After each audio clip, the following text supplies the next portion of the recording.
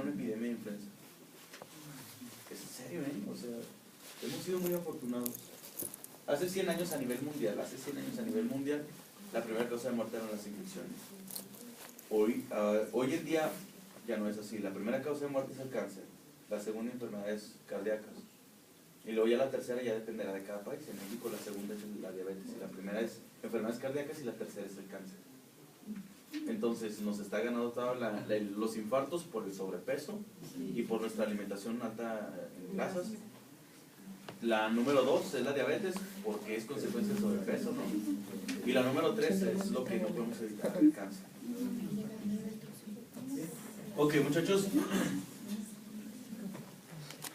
Criterios de exclusión: que presente una enfermedad, que sea alérgico a los medicamentos, que fume, que tome, que se drogue, que done sangre en los últimos 3 meses, etcétera, ¿no? Algunas características contrarias. Bien. Se va a determinar la diuresis, electrocardiograma, se hacen varios estudios para ver si no tiene tos, si no tiene dolor, si no tiene eritema.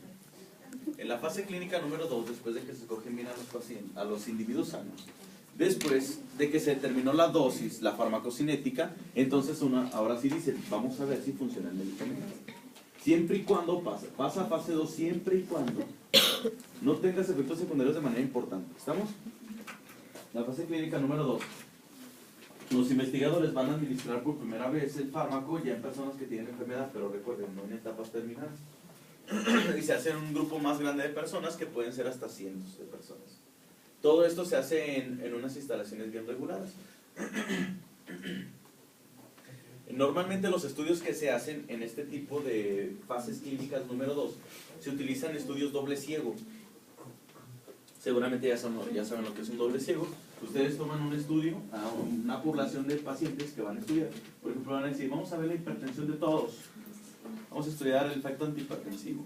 O vamos a estudiar el efecto para que bajen de peso. Entonces toman a todos los pacientes y dicen, ustedes van a bajar de peso, todos. Después vamos a excluir a los que tienen otras enfermedades que a lo mejor no pueden llevar a cabo el estudio. Especifican cuáles son las características. Y después empiezan a hacer 2 grupos, ¿no? De aquí para acá van a llevar placebo, de aquí para acá fármacos. Obviamente ustedes como pacientes no lo saben. Ese es un ciego. Y también se utiliza en este tipo de estudios un doble ciego. El médico que les va a dar el medicamento tampoco sabe y que va a interpretar los resultados. ¿Por qué? Porque si le dices al médico, este es el fármaco, es para que se placebo, ya está. Entonces es bien subjetivo, estos tienen que bajar a fuerzas. ¿Sí me explico?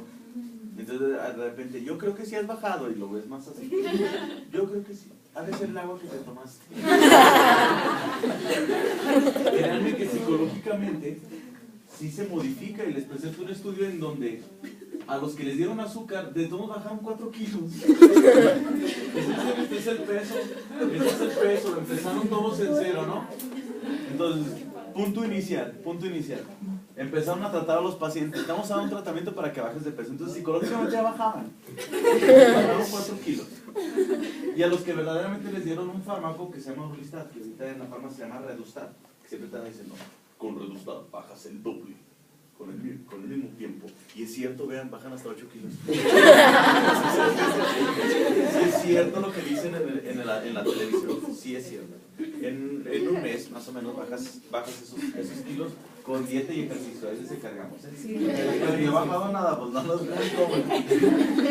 Y hace el Orlistat nada más de manera cultural. El Orlistat es un inhibidor de la lipasa pancreática, por lo tanto no emulsifica las grasas.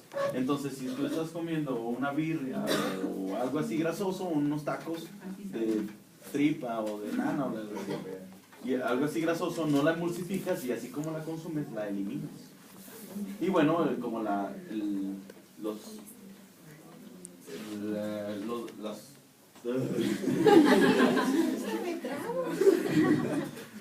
los triglicéridos que estás consumiendo son una fuente importante de energía.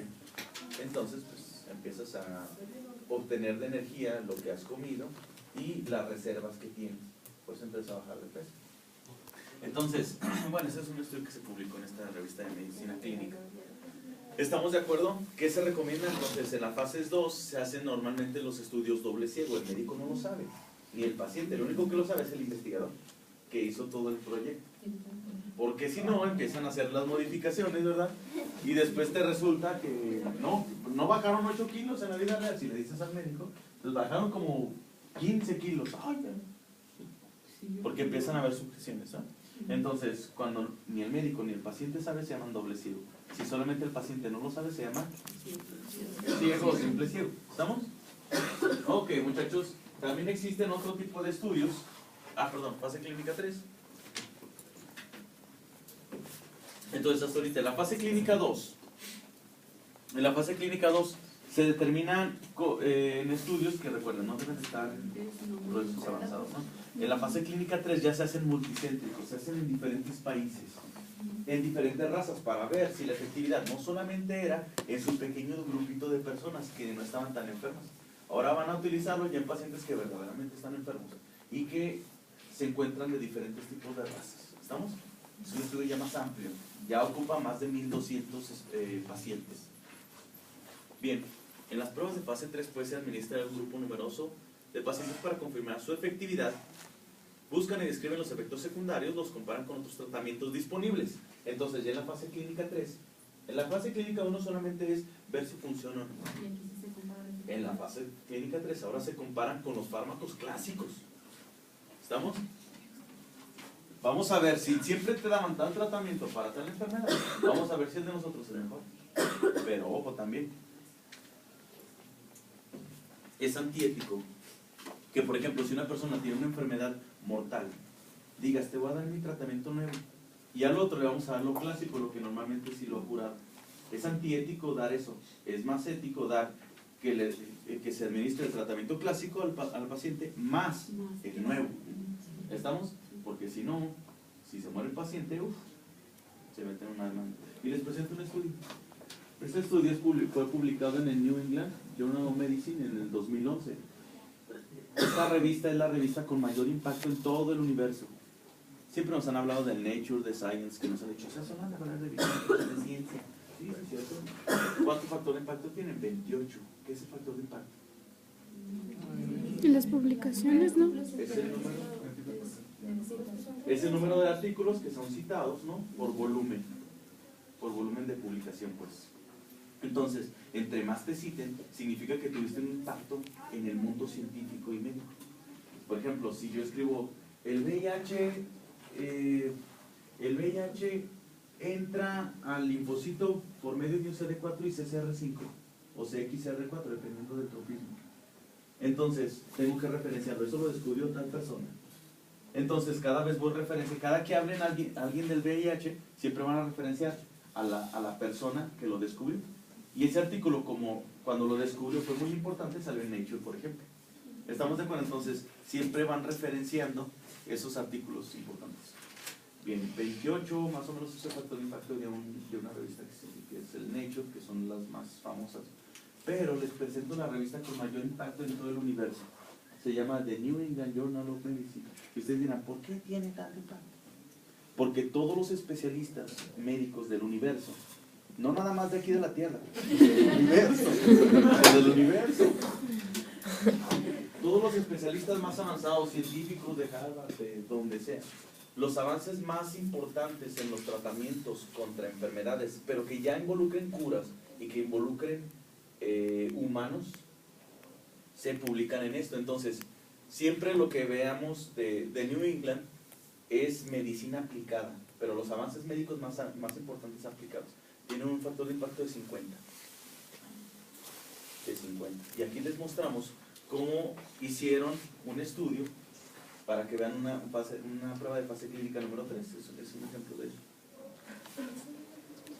Fíjense, aquí vamos a ver, o aquí hicieron un estudio en pacientes mujeres que tenían cáncer de mama metastásico y además triple negativo. Triple negativo significa que las células tumorales ya ni siquiera expresan receptores, ya ni siquiera tienen receptores. Entonces, por ejemplo, en patología en el Instituto Nacional de Nutrición, a veces nos llegaban muestras de patología, nos decían, háganme una inmunohistoquímica y el estudio patológico. Entonces, bueno, yo me dedicaba a hacer otras cosas de las vacunas, ¿verdad? pero pues siempre andaban de metiche en patología. No, pues las cortamos. Entonces las cortábamos y el patólogo super nice pues ya nos explicaba, mira, estas células sí son tumorales y estas no. Entonces ya decía, es un carcinoma, es un adenocarcinoma o es un adenoma. ¿De qué dependerá si era carcinoma? Que fuera células epiteliales, adenoma, que sea glándula. Y ya se describía esto y esto. Okay. Después le ponemos anticuerpos a las muestras, hacemos una inmunohistoquímica, le ponemos un chorro de anticuerpos. Dependiendo de dónde lo obtuvieron, se le ponen anticuerpos. Y esos anticuerpos, cada célula, por ejemplo, el hepatocito presenta receptores que lo describen como un hepatocito. Así como los linfocitos B, los linfocitos CD4, CD8 y todas las subpoblaciones, ¿no?, T reguladoras, MSC. Todas esas poblaciones tienen receptores específicos de cada célula. ¿Sí? Todas las células de su organismo es lo mismo. Entonces le ponemos anticuerpos para determinar de dónde son. Las células tumorales, que son las más agresivas y además más farmacoresistentes, ni receptores expresan. Y de hecho, cuando se reporta, dices, todo negativo, no sabemos de dónde sea el tumor. Por ejemplo, en una ocasión nos llevaron una pieza de un paciente que se había fracturado el hombro, un señor que se había fracturado el hombro, y se vio que le empezó a cicatrizar, pero tenía como un tumor. Entonces se determinó si el tumor era maligno o era benigno, pero al estar viendo que se generó como una úlcera y no cicatrizaba, ya de entrada piensas que es maligno. Bueno, se tomó la muestra de ahí, el paciente estaba medio enfermo, traía algo como de hepatitis, entonces, ¿qué? Porque había comido no sé qué. Se le hizo una inmunohistoquímica y estas células de aquí eran hepatocitos. Agarró metástasis hasta acá. ¿Sí se dan cuenta? Y ni siquiera sabían que tenía cáncer el señor. Pensaban que era una hepatitis, pero era un carcinoma, un hepatocarcinoma.